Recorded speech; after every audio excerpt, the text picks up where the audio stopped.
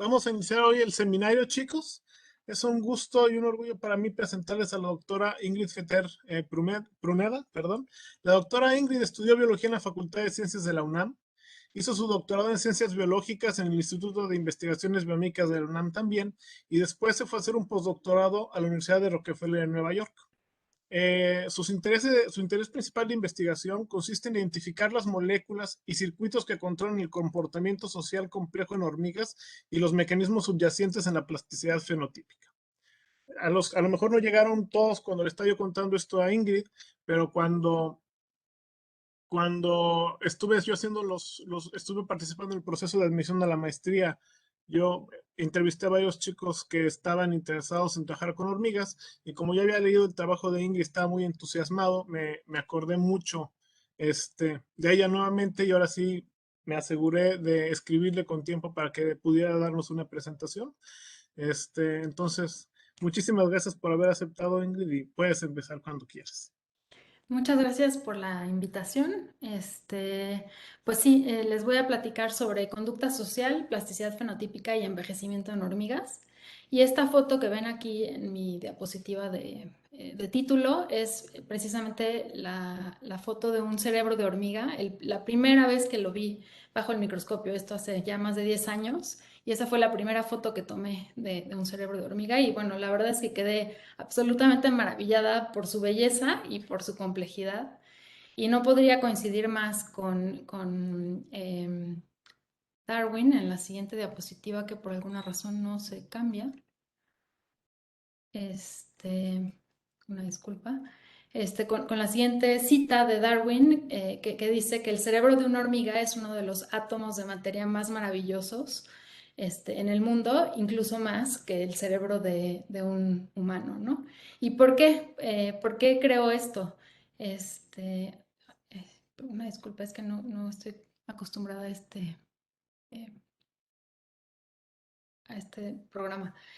¿Por qué estudiar a las hormigas, no? Y bueno, muchos de ustedes se preguntarán, bueno, las conocen de entrada como pestes en su casa y se preguntarán si estudio las hormigas rojas o negras, pero en realidad las hormigas son increíblemente diversas. Las hay tornasol, verdes, doradas, eh, co como rugosas, lisas, con ojos grandes, con bocas grandes y ojos chiquitos, medio chatas, aplanadas, ¿no? La diversidad morfológica de las hormigas es increíble, y además, no nada más son muy diversas, hay más de 15,000 especies y son muy exitosas ecológicamente, sino que también tienen conductas igual de diversas que sus morfologías, y presentan conducta compleja social. ¿Y a qué me refiero con conducta compleja social? Bueno, que son altamente sociales y que cooperan, se dividen las tareas y tienen comunicación muy sofisticada, para poder realizar tareas tan complejas como las de los seres humanos, ¿no? Y les voy a enseñar exactamente a qué me refiero, y para esto les voy a pedir que se imaginen por un segundo al organismo modelo más famoso dentro de los insectos, que es la mosca de la fruta, y les voy a enseñar todas las conductas complejas que sí hacen las hormigas, que no hacen las moscas, ¿no? Nada más para que tengan una idea de por qué es tan importante estudiar a un organismo que no ha sido tan estudiado, pero que sí presenta conductas completamente diferentes al organismo más estudiado en el laboratorio, que es la mosca de la fruta, y cómo esto nos provee de una oportunidad para aprender, ¿no? Cosas nuevas, incluso sobre conducta humana, a través de estudiar insectos sociales en el laboratorio. Este, y bueno, las hormigas, por ejemplo, todas las hormigas viven en colonias, todas son coloniales y son excelentes arquitectas. Aquí les muestro el nido de unas hormigas cosechadoras de semillas. Fue rellenado con pláster, que se llama cemento, bueno, con un tipo de yeso, perdón. Y pueden ver que está perfectamente, bueno, que tiene cámaras muy bien organizadas, equidistantes en algunos casos, también con túneles equidistantes en otros casos. Y esto lo logran porque su conducta es altamente coordinada y muy bien, y tienen comunicación muy, muy eficiente, ¿no? Este es otro ejemplo de hormigas cortadoras de hojas. en una colonia, es una ciudad, ¿no? Que está bajo la tierra, en la que puede haber millones de individuos. Y tienen en este caso cámaras en los que cultivan su propia comida, ¿no? Las hormigas son capaces de cultivar su propia comida. Aquí les muestro hormigas tejedoras que se ayudan entre ellas para sostener las hojas de lo que va a ser su nido. Y una vez que esas hojas están en la posición adecuada, llaman a otras hormigas que con la seda de sus propias larvas pegan estas hojas para formar una estructura de nido mucho más estable, ¿no? Como les mencionaba, las hormigas también tienen agricultura. Muchos de ustedes han visto las hormigas que cortan hojas. Esas hojas no las consumen ellas como tal, sino que se las dan de comer a los hongos, que son lo que se ve del lado derecho. Este, sí tengo un laser pointer, perdón, no lo había visto. Esto blanco que se ve aquí es el hongo de las hormigas que ellas cultivan para alimentarse, ¿no? Entonces ya han desarrollado de cierta forma agricultura y también son ganaderas. Las hormigas cuidan a unos insectos que se llaman áfidos y los cuidan de las catarinas que se los comen normalmente y gracias a que los cuidan, los áfidos les permiten sacar u ordeñarles una sustancia dulce, ¿no? que producen. Este, por otro lado, como les mencionaba, tienen un sistema de comunicación muy bueno. Entonces, en este caso es un ejemplo de hormigas guerreras que se alimentan de las larvas de otros insectos, en este caso de las larvas de un panal de avispas, ¿no? Y estas hormigas encontraron el panal, se lo comunicaron a toda su colonia y esta estructura que parece como si fuera un cable, en realidad son las hormigas entrelazando sus patas para poder llegar al panal de esas abejas y poderse robar todas las larvas o las pupas que salen, ¿no? de ese panal. Y entonces, una de las características más fundamentales de la conducta de las hormigas es la división del trabajo.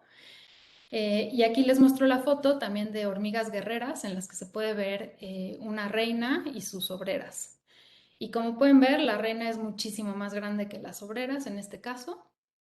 Las hormigas les mencioné que son muy diversas, hay más de 15,000 especies y no todas tienen una reina, hay unas que tienen múltiples reinas y hay algunas que no tienen reinas, ¿no? Pero las más comunes son las que tienen una reina.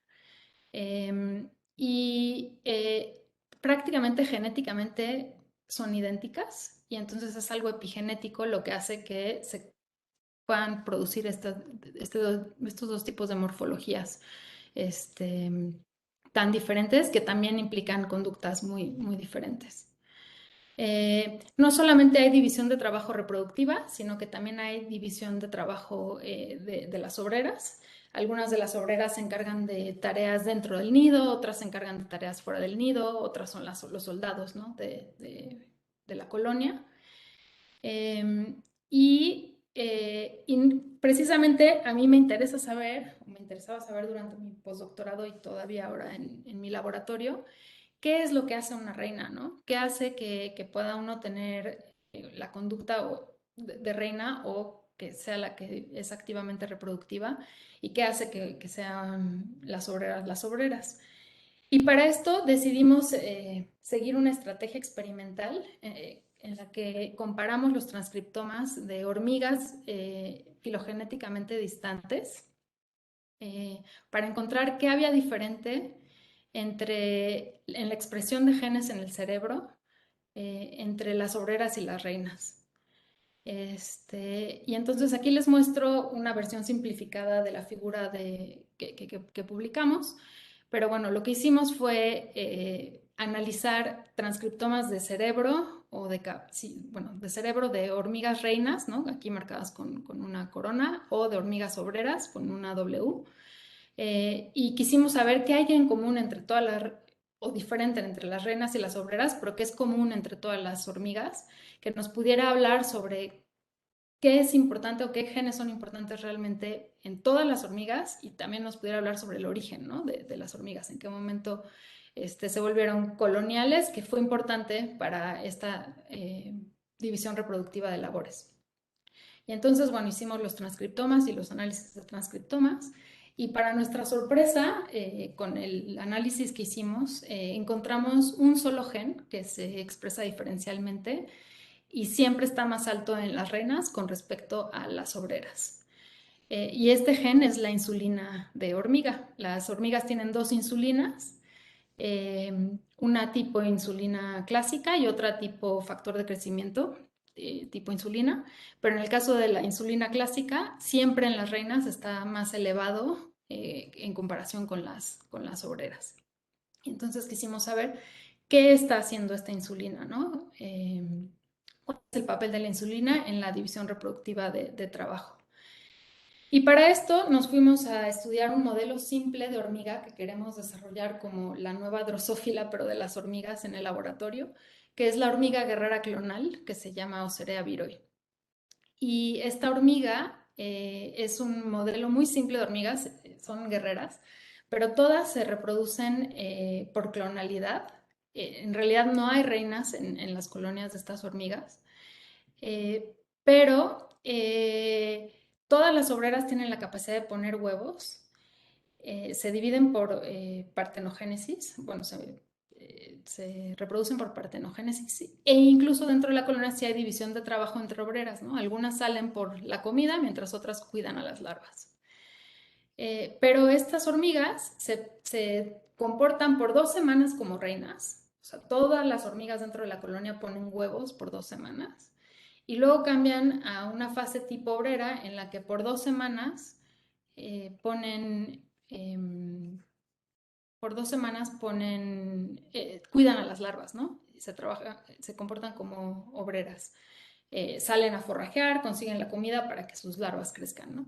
Y este ciclo está regulado precisamente por la presencia de las larvas, que cuando están hambrientas generan alguna señal que hace que las obreras salgan y reprimen los ovarios. Las obreras no pueden entonces poner huevos, y una vez que estas larvas pupan, las hormigas activan ovarios y se comportan como reinas por 2 semanas y pueden entonces poner huevos. Son hormigas que son muy fáciles de crecer en el laboratorio, y ya actualmente podemos generar mutantes y transgénicas con estas hormigas. Entonces, yo me fui a estudiar, bueno, ya habíamos encontrado, ¿no?, que para todas las hormigas reinas siempre en el cerebro está más expresada la insulina, y entonces fuimos a ver qué estaba pasando en esta hormiga clonal que se comporta como reina y como obrera por 2 semanas, ¿no? Entonces yo les había dicho que, bueno, en este caso, cuando hay larvas, las hormigas están como si fueran obreras, y eso significa que los niveles de insulina son bajos. Cuando no hay larvas, las hormigas se comportan como reinas y los niveles de insulina son altos. Entonces el experimento que hicimos fue quitar las larvas para precisamente quitar la señal social que inhibe a los ovarios y hacer que estas obreras hicieran una transición hacia reinas, ¿no? Y lo mismo, a las que estaban en fase de reinas, les pusimos larvas para entonces inhibir la producción de huevos y ver qué pasaba con los niveles de insulina. Y bueno, como pueden ver, al quitarle las larvas, aumentan los niveles de insulina y se empiezan a comportar como reinas. Bueno, ahí eso no se ve en la gráfica, pero bueno, aumentan los niveles de insulina, y al ponerle larvas a las que se comportan, a las que estaban con ovarios activos, con altos niveles de insulina, se inhibe la producción de insulina en el cerebro. Y esto también ocurre cuando controlamos muy estrictamente para la alimentación. Cuando las colonias no tienen larvas, pero están igual, se fueron alimentadas bajo el mismo régimen que las que sí tienen larvas. Cuando no hay larvas, los niveles de insulina son elevados, y cuando sí hay larvas, los niveles de insulina están más reprimidos. Entonces, con esto les estoy mostrando que efectivamente las larvas que son los hijos, las hijas de la colonia, regulan los niveles de insulina en las hormigas y regulan así también la conducta de las hormigas. Y no puedo mover la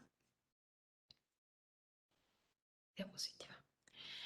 Entonces, quisimos ver si efectivamente esta insulina activa los ovarios de las hormigas, farmacológicamente, ¿no? Para ver si realmente era no nada más una correlación, sino que si aumentábamos artificialmente los niveles de insulina, si podíamos activar los ovarios. Y bueno, si nunca habían visto el ovario de una hormiga, estos son los ovarios, estas son micrografías de los ovarios de las hormigas. Este es el ovocito más grande, estas son células nodrizas o así se llaman, y este es el ovario completo, ¿no? Y aquí es un par de ovarios u ovariolas de otra hormiga. Entonces, normalmente cuando hay larvas presentes en la colonia, los ovarios están reprimidos, ¿no? El ovocito es muy pequeño, ¿no? Dentro de estas estructuras que se llaman ovariolas. Y entonces lo que hicimos fue inyectarlas con insulina, incluso en la presencia de las larvas, y observamos que activan ovarios. Entonces las hormigas inyectadas con insulina en presencia de larvas activan ovarios a pesar de que tengan el estímulo inhibidor de las larvas, en comparación de las hormigas que fueron inyectadas con un péptido control que no tiene actividad de insulina. Entonces, efectivamente, la insulina está activando los ovarios directamente los ovarios de las hormigas. Y por otro lado, estas hormigas, aunque les comenté que son clonales y que son genéticamente idénticas, también tienen cierta diversidad morfológica o plasticidad fenotípica, en el que hay algunas que tienen más ovariolas que otras, y esto se correlaciona con que también están alimentadas las colonias. Entonces, cuando están muy bien alimentadas las colonias, las hormigas tienen ovarios mucho más grandes que cuando las colonias están desnutridas, ¿no? Y esto también encontramos que se correlaciona con los niveles de insulina. Entonces, hasta ahora les enseñé que las larvas regulan los niveles de insulina en las hormigas adultas, ¿no? Que hay una regulación de este neuropéptido por el ambiente social, que incluso en la presencia de las larvas, si aumentamos los niveles de insulina, se pueden activar los ovarios. Y con esto propusimos que la evolución de las hormigas se pudo haber dado a partir de regulación en la vía de la insulina, y asociada al hecho de que las reinas pueden obtener se alimentan de forma diferente, ¿no? Dentro de las colonias. Y esto puede generar ovarios más grandes. Y eso eventualmente pudo haber generado que siempre en las reinas hubiera niveles más elevados de insulina. Otro proyecto del que les quería platicar era sobre los estudios de división de trabajo en obreras.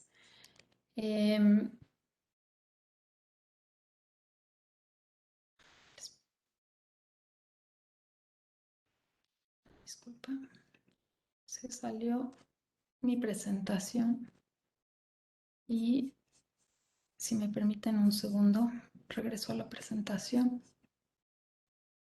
Listo. Listo. Ahora sí.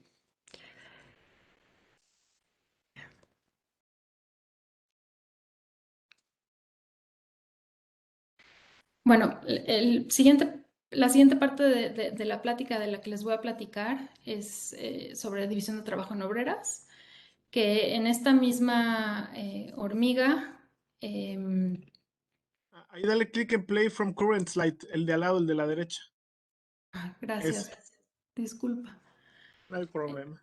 División de trabajo en obreras, ¿no? Entonces yo les estaba comentando que estas colonias de hormigas de laboratorio que queremos desarrollar como un modelo nuevo, También tienen división de trabajo, a pesar de que son todas genéticamente idénticas. Y entonces algunas salen a forrajear, mientras que otras se quedan dentro del nido a cuidar a las larvas. Em, y para este proyecto era cuando yo había empezado mi postdoctorado y todavía no teníamos los genomas completos, bueno, de muchas de las hormigas. Entonces decidimos seguir una estrategia de gen candidato. Y acababan de publicar el primer genoma de hormiga y se encontró que efectivamente las hormigas tenían el gen para el neuropéptido que produce la oxitocina, o el ortólogo de la oxitocina y la vasopresina, que se sabe que es muy importante para la conducta, la regulación de la conducta compleja en animales, pero sobre todo en mamíferos. Este neuropéptido se ha estudiado en cuidado parental, en mamíferos, en el establecimiento de la unión de la pareja y en agresión, pero realmente se sabía muy poco en invertebrados, solamente se había mostrado que está involucrado en reproducción, y en insectos sociales prácticamente no había nada de información cuando yo empecé a estudiar este neuropéptido. Y más recientemente se ha mostrado que es importante para la locomoción y para la síntesis de hidrocarburos, pero no realmente para la conducta social. Pero siendo un neuropéptido tan conservado y con funciones muy conservadas en otros animales, pensamos que podía tener una función importante en la regulación de la conducta social en hormigas. Entonces me fui a estudiar este neuropéptido. Este neuropéptido no se había estudiado antes en insectos porque las abejas y Apis mellifera no lo tienen, y tampoco las moscas de la fruta, ¿no? Lo han perdido en la evolución. Sin embargo, las hormigas sí lo tienen. Y, y entonces eh, eh, encontramos, bueno, que este neuropéptido, que son 9 aminoácidos, es muy parecido a la oxitocina y a la vasopresina humanas. Clonamos su receptor, el receptor de hormiga. Este neuropéptido, la oxitocina de hormiga, se llama inotocina, y lo clonamos en células de humano para demostrar que efectivamente es el receptor y que es un neuropéptido activo, y mostramos que efectivamente sí responde a inotocina en cultivo. Después buscamos en qué parte del cerebro se produce este neuropéptido, y lo encontramos que se produce en una zona del cerebro del insecto que se llama el ganglio del subesofagio, que es una zona implicada en la alimentación. Aquí se los muestro, son estas dos neuronas en verde, estos dos puntos grandes en verde, y estos puntos más pequeños son el neuropéptido en vesículas, ¿no? Alrededor de esta zona del cerebro.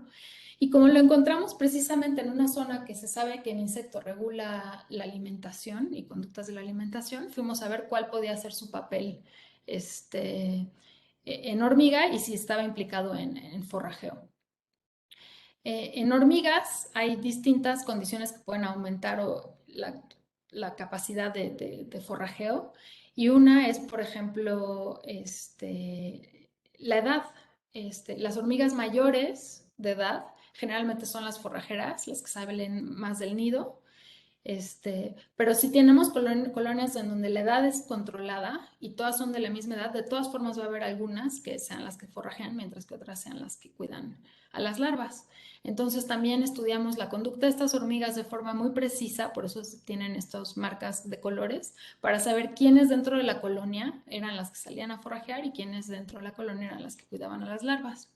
Como les mencioné, también la edad influye en la conducta de estas hormigas, y también si tienen o no más ovarios más grandes, ¿no? Las hormigas con ovarios más grandes forrajean menos que las hormigas con menos ovarios, esas forrajean más. Entonces fuimos a ver los niveles de inotocina en los cerebros de hormigas en estas condiciones, y encontramos que efectivamente las hormigas que forrajean más tienen más inotocina en sus cerebros. Entonces aquí les muestro para control de edad, o sea, son hormigas de la misma edad, pero las que cuidan a las larvas y las que salen a forrajear. Las que salen a forrajear siempre tienen más inotocina en sus neuronas. Las hormigas más viejas, que tienen una tendencia mayor a forrajear, también tienen más inotocina en sus neuronas. Y en el caso de hormigas con mayor cantidad de ovarios, no encontramos diferencias en la cantidad de inotocina en sus cerebros, ¿no? O sea, las que forrajean más no tenían diferencias significativas en la cantidad de inotocina. Pero bueno, nuevamente quisimos saber si existía una relación causal entre los niveles de inotocina y las conductas de forrajeo o cuidado de larvas, y seguimos una estrategia similar, ¿no? Administramos farmacológicamente inotocina a colonias de hormigas que tenían distinta composición social.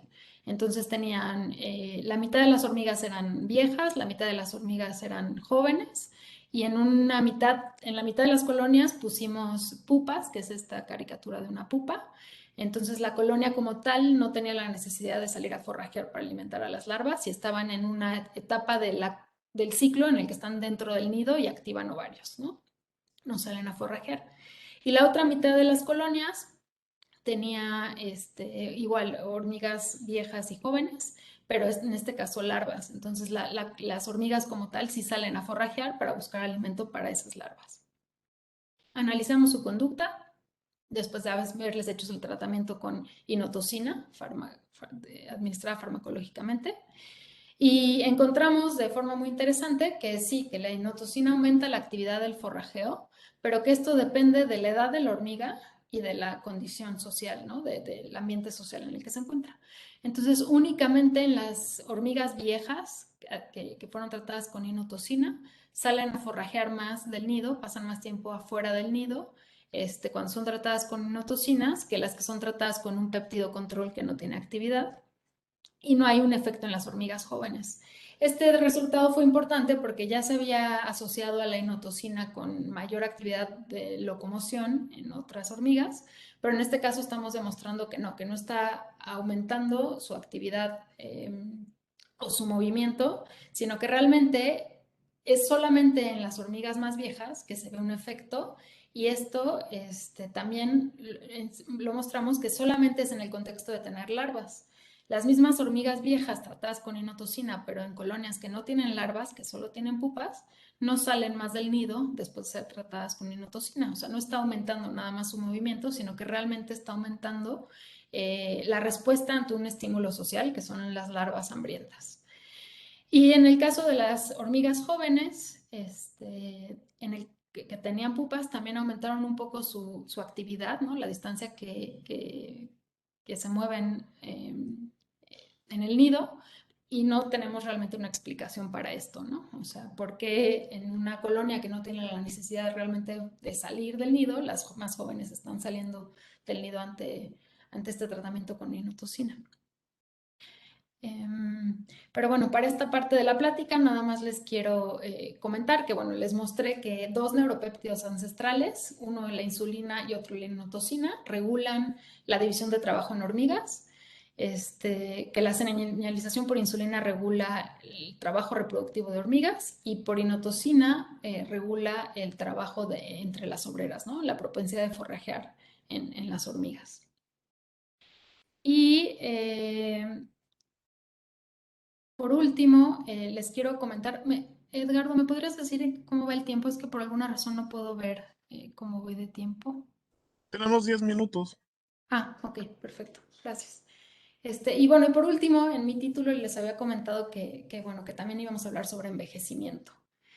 Y dentro de esta plasticidad fenotípica que existe en hormigas, una de las cuestiones más importantes es que las reinas son muy longevas, mientras que las obreras no. Y esta longevidad aparece, bueno, es común en los organismos altamente sociales, ¿no? Como las cucarachas, que son los que se marcan aquí como isópteros, en las hormigas y en las abejas. En estos tres grupos que son altamente sociales con respecto a los otros insectos que son solitarios, ha habido un incremento muy importante en la longevidad. Y bueno, queremos saber por qué, ¿no? ¿Qué hace que estos organismos sociales sean tan longevos? Eh, y por otro lado, hay una correlación generalmente negativa que no ocurre en hormigas entre qué tan fértil es un organismo y qué tan longevo es. Y en el caso de las hormigas son interesantísimas porque puede ocurrir que sean muy longevas y muy fértiles. Esta es la imagen de una hormiga reina, de unas hormigas también guerreras de África, y una de sus hijas, ¿no? Que es la que está sobre la hormiga reina. Las colonias de estas hormigas tienen aproximadamente 10 millones de individuos, arrasan con la selva porque forrajean constantemente para poder mantener colonias de este tamaño. O sea, imagínense, es como si fuera una sola reina que pone toda una ciudad de 10 millones, ¿no?, de habitantes. Y estas, en particular de esta especie, no se sabe qué tan longevas son, o sea, cuál es su esperanza de vida, pero en otras especies de hormiga que se han estudiado muy precisamente, se sabe que, por ejemplo, pueden vivir hasta 30 años, mientras que las obreras solamente unas cuantas semanas. Entonces, ¿qué hace, no? Que si tienen exactamente el mismo genoma, ¿qué hace que unas puedan vivir muchas cientos de veces más que las obreras, ¿no? Y eso es el nuevo proyecto que tengo en mi laboratorio, que queremos entender cuáles son los genes que permiten esto y los procesos celulares y moleculares. Aquí nada más les muestro para que vean qué radical es este cambio en la morfología, ¿no? Entre la madre, ¿no?, de la colonia y una de las hijas. Y aquí este es el abdomen de la reina, ¿no?, que tiene muchísimas ovariolas, que está constantemente poniendo huevos. Esta es la parte de la hormiga por donde pone los huevos. Esto en blanco que se ve ahí son los huevos. Y cada 25 días son capaces de poner 4 millones de huevos. O sea, son el insecto más fértil que existe, ¿no?, del que sabemos que existe. Aquí se veía una de las obreras cargando un conjunto de huevos. Bueno, y en hormigas, entonces les comentaba que la capacidad reproductiva, a diferencia de muchos otros animales, correlaciona en realidad positivamente con la esperanza de vida. Y son muy diversas las hormigas. Como les decía desde un principio, no todas tienen reinas fijas, y obreras fijas. Hay algunas que son flexibles, como el caso de estas, que son hormigas de la India que saltan. Y en este caso, cuando muere la reina de una colonia, hay unas obreras especiales que activan ovarios y se convierten en reinas. Al activar ovarios y convertirse en reinas, también incrementan su esperanza de vida, ¿no? Y por otro lado están las castas cíclicas, como las que yo les mencioné que estudiamos en el laboratorio, en el que todas son obreras, pero se comportan como reinas por 2 semanas y como trabajadoras por 2 semanas.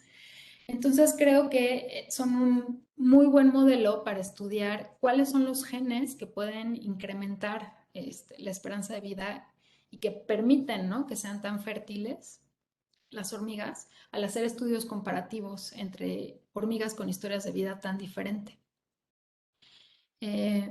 Con eso lo que queremos hacer en mi laboratorio es encontrar genes novedosos que estén involucrados en la longevidad y la fertilidad, utilizando la misma estrategia que utilizamos en la primera parte de mi plática sobre insulina,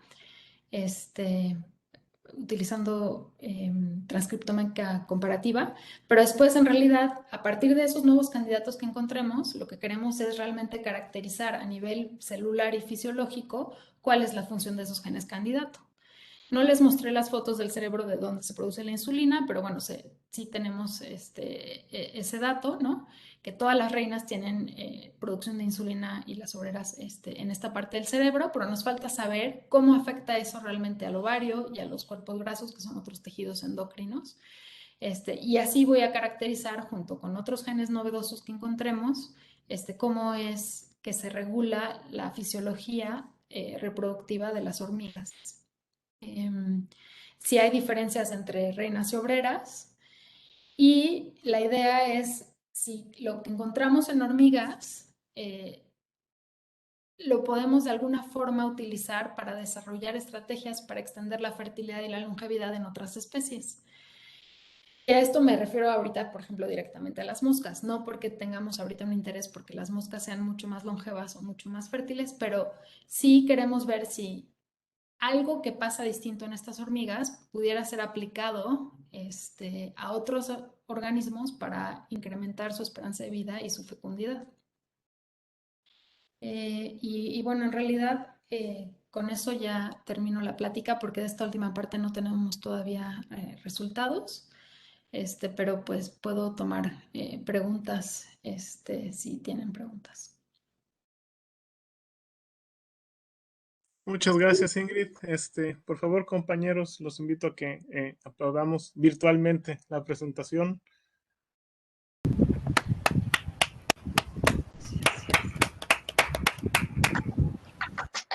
Muchas gracias, Ingrid. Bueno, aquí Gracias. ya empezamos con las preguntas en el chat, te las voy a leer y si alguien más quiere hacer preguntas, puede levantar la manita o escribirlo en el chat. Entonces, Rommel pregunta, hola, muchas gracias por la presentación. ¿Cómo podemos trasladar los resultados de estos modelos a mamíferos como los humanos? ¿Cómo podemos trasladarlo a mamíferos?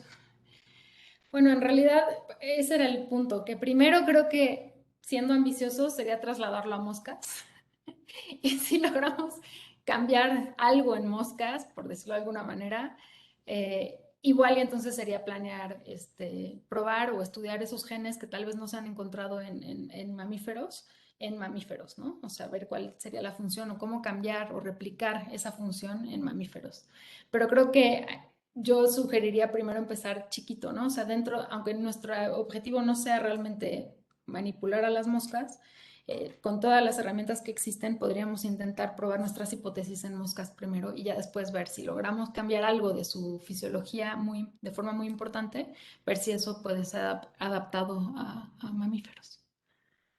Okay. Aquí tenemos otra pregunta en el chat. Ay, son muchas. Ya se me fue mal. Espérame. Aquí está. Sandra Serralde pregunta, ¿cómo las hormigas detectan los estímulos sociales para producir insulina? ¿Es por medio de alguna sustancia que secretan las larvas? Pues en realidad no, no lo sabemos, pero muy probablemente sí. Podría ser alguna sustancia como, como algún hidrocarburo cuticular, que es una forma en la que se comunican mucho los insectos sociales, pero también podría ser algún otro tipo de señal, ¿no? Como acústica o de vibración, táctil, en realidad no sabemos. Okay. Carolina Álvarez pregunta,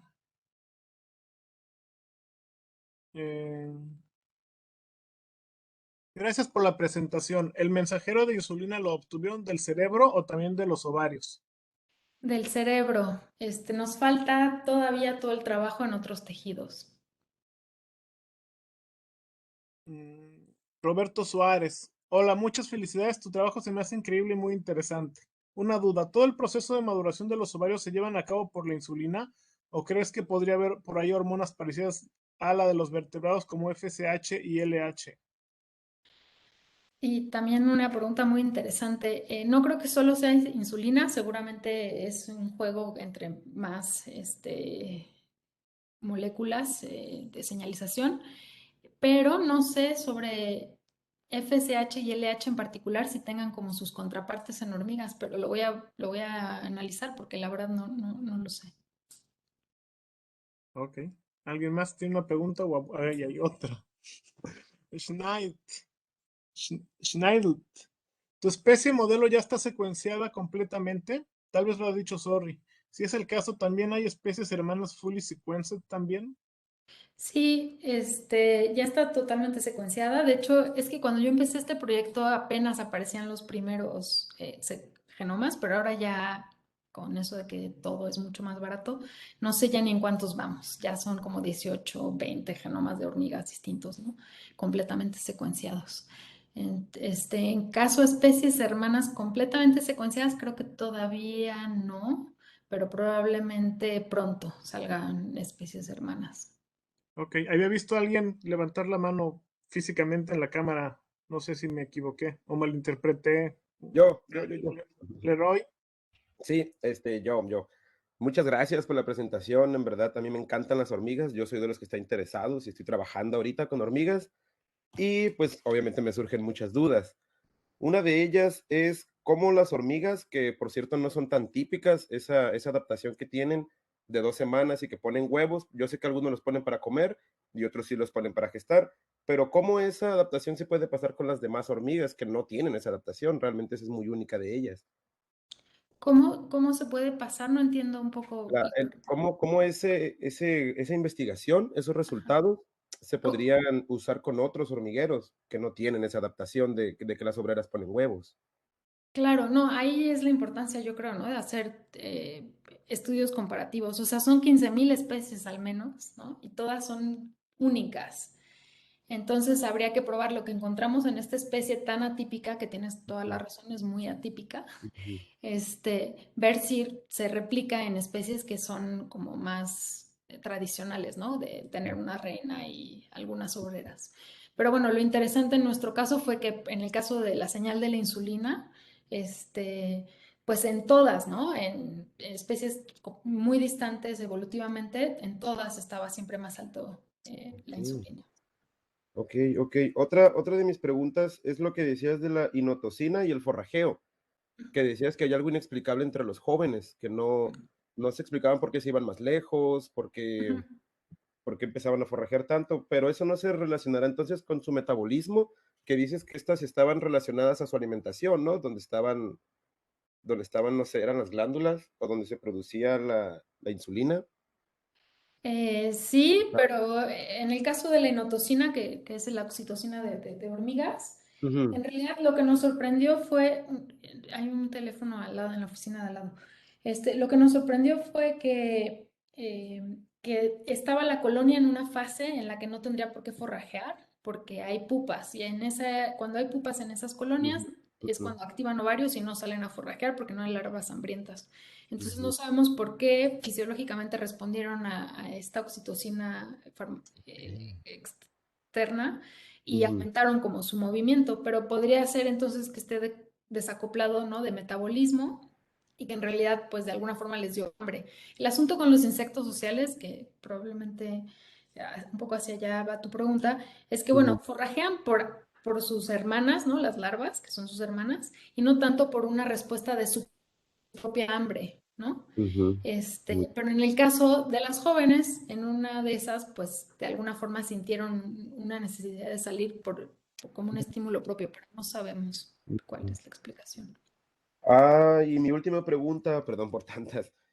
Yo No, tenía, está bueno, he bien, tenido una gracias. teoría desde hace mucho, no sé si me puedas apoyar con eso, pero con lo que decías de las hormigas de la India, que cuando se muere la reina, ellas empiezan a pelear.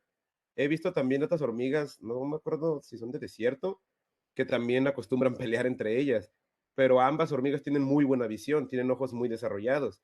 Sin embargo, las hormigas ciegas no acostumbran pelear, o sea, jamás se pelean.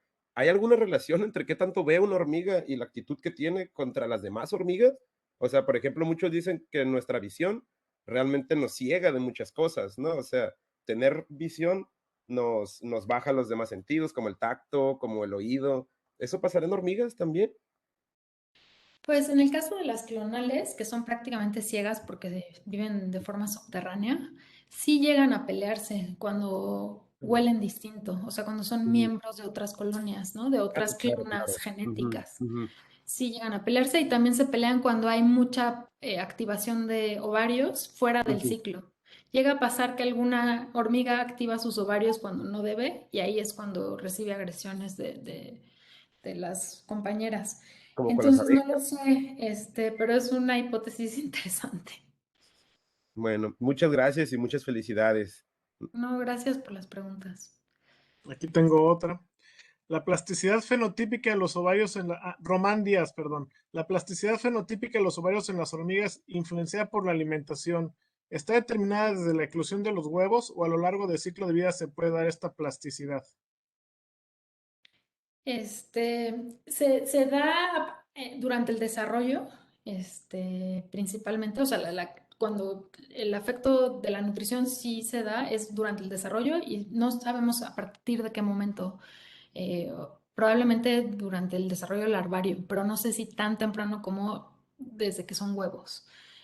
Yo creo que no, porque como precisamente la nutrición externa tendría que ser algo que las hormigas ya les den, ¿no? Los provean y les proveen el alimento hasta que son larvas. Pero la verdad es que en otras especies hay discusión de qué tan temprano se establecen las castas. Entonces, para este caso de estas hormigas que son todas idénticas, sí es durante el desarrollo larvario, pero no podría asegurar que en todas las especies de hormigas sea el caso. Ok. ¿Alguna otra pregunta? Yo tengo una. Yo tengo una duda a nivel de la regulación de saber si sabes a qué nivel se regula la insulina en respuesta a la presencia de larvas. ¿Saben si es transcripcional, post-transcripcional, traduccional? Este, ¿Qué mecanismo está sucediendo ahí como para que los niveles de insulina cambien?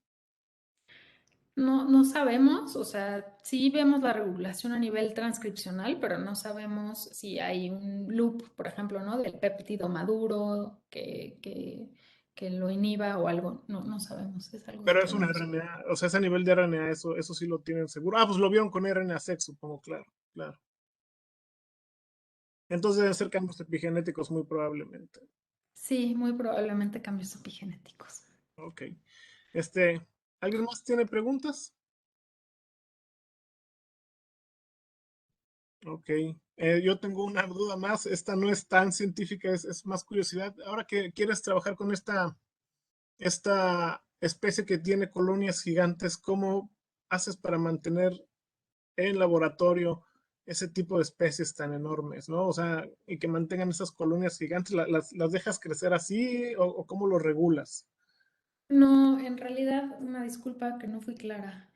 Las tres especies que quiero estudiar se pueden mantener en laboratorio y no incluyen a esa especie gigante de África. Esa especie gigante de África requeriría de que mi laboratorio tuviera selva, ¿no? Ujú. Así junto a este, y que esas hormigas en realidad son nómadas porque se acaban todos los insectos que estén alrededor y tienen que cambiar la colonia cada 2 semanas, cada que se acaben todos los insectos, para volver a encontrar insectos, ¿no? Entonces esas prácticamente son imposibles de tener en el laboratorio. Pero las otras tres especies que quiero estudiar sí se pueden mantener en el laboratorio y bueno, las puedo alimentar con cosas que tenemos muy a la mano. Ok. Y tenemos otra pregunta de Rommel. ¿Se han estudiado metabolitos o proteínas que miden la diferenciación de castas? Sí, sí hay muchísimo interés, y hay muchos estudios, ¿no? De qué es diferente entre reinas y obreras y etcétera, ¿no? Pero hay muchos factores que confunden los resultados, como por ejemplo la edad, porque a veces hay más diferencias por la edad del individuo que por la casta. Entonces, son experimentos que tienen que estar muy bien controlados para realmente saber cuál es el efecto de esos metabolitos o proteínas, ¿no? Pero sí se han encontrado y hay candidatos, ¿no? De otros factores neurotróficos y etcétera que pudieran estar involucrados. Y bueno, y también hay muchos estudios de epigenética al respecto, porque pues son cambios epigenéticos, entonces. Ok, gracias. Todavía tenemos tiempo para preguntas si alguien más se quiere animar. Bueno, yo tengo otra pregunta entonces. Respecto a esto de la longevidad, creo que esa imagen que se mostró acerca del hormiguero enorme que se veía era de cortadora de hojas, ¿no? Creo que es de las hormigas reinas más longevas de todas. ¿Eso no está incluido en el estudio?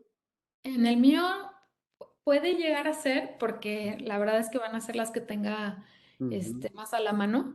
Ahora tengo tres hormigas, bueno, Pogonomyrmex barbatus, que están aquí también en la Ciudad de México, y ujú, esas eran las que iba a utilizar que tienen castas, ¿no? Definidas. ujú.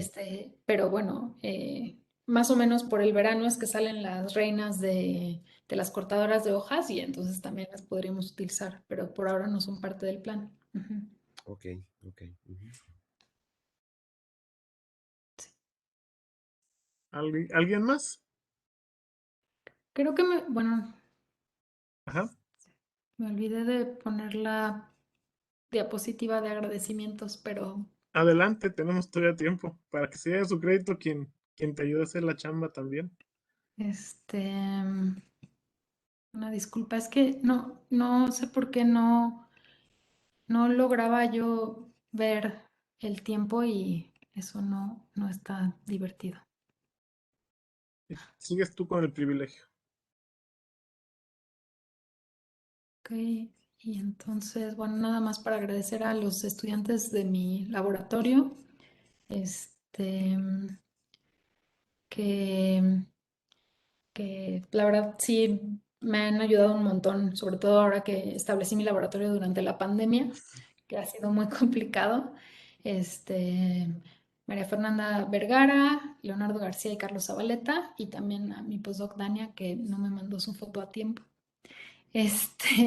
Y bueno, ya el financiamiento que va a cubrir mis investigaciones en envejecimiento, sobre todo, ¿no? Que vienen del Consorcio Global para Equidad Reproductiva y Longevidad. ¿No? Ya. Pues bueno, entonces, muchas gracias, Ingrid. Creo No, que fue gracias a una ustedes. presentación muy interesante. Se reflejó en el número tan abundante de preguntas que tuvimos y creo que como lo imaginé fue ideal para la calidad multidisciplinaria de nuestro posgrado porque por todos lados los chicos se sintieron muy estimulados. Al ratito te envío tu constancia por email y pues muchas gracias, Ingrid. No, gracias por la invitación. Hasta Un luego. gusto. Bye. Vaya a todos, chicos. Pronto recibirán la información sobre los siguientes seminarios. Hasta Doctor, muchas luego. gracias por esta plática. Bye.